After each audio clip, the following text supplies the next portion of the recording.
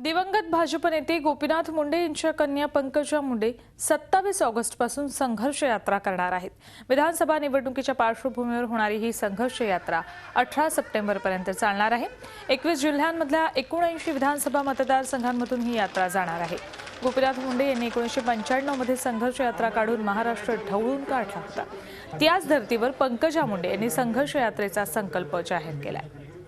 या संदर्भात भाजप प्रदेशाध्यक्ष देवेंद्र फडणवीस आणि पंकजा मुंडे यांच्याशी बातचीत केली। आमचे प्रतिनिधी दिनेश दुखंडे यांनी आपल्यासोबत भाजपचे प्रदेशाध्यक्ष देवेंद्र फडणवीस तसंच प्रदेश नेत्या पंकजा मुंडे पालवे आहेत। नेमकं या यात्रेचं काय स्वरूप असणार आहे ते आपण जाणून घेणार आहोत। सर, सांगाल की या पुन्हा संघर्ष यात्रा या यात्रेचं काय स्वरूप असेल?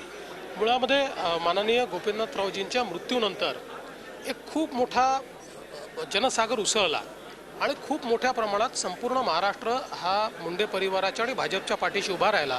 त्यांनी शोकसंवेदना व्यक्त केल्या, त्यांना सांत्वना देण्याकरता आणि त्यांचे आभार मानण्याकरता ही यात्रा या ठिकाणी आम्ही सुरू करतो। पंकजाताई ही यात्रा घेऊन जाणार आहेत। ही यात्रा कधी सुरू होते आहे? या यात्रेचा कालावधी काय असणार आहे? या यात्रेमध्ये राष्ट्रीय स्तरावरचे कुठले नेते सहभागी होणार आहेत? बघा, 27 तारखेला ही यात्रा 27 ऑगस्टला राजमाता जिजाऊ यांच्या जन्मस्थानावरून म्हणजे सिंदखेड राजावरून सुरू होईल। त्या ठिकाणी आमच्या राजस्थानच्या मुख्यमंत्री वसुंधरा राजे सिंधिया या येथील, त्याची सुरुवात त्या करतील। त्यानंतर ही यात्रा जवळपास 3000 किलोमीटर जाणार आहे। 21 जिल्ह्यातनं यात्रा जाईल। 79 मतदारसंघामध्ये त्याचा संपर्क होईल। 66 मोठ्या सभा या यात्रेमध्ये होतील, 200 स्वागत सभा याच्यामध्ये होतील आणि सगळे आमचे प्रदेशातले मोठे नेते आणि अनेक राष्ट्रीय नेते वेगवेगळ्या सभांमध्ये उपस्थित राहून या यात्रेमध्ये सम्मिलित होणार। पंकजा, आपण सांगाल की आपल्या दृष्टीने ही यात्रा कशी महत्त्वाची असणार आहे?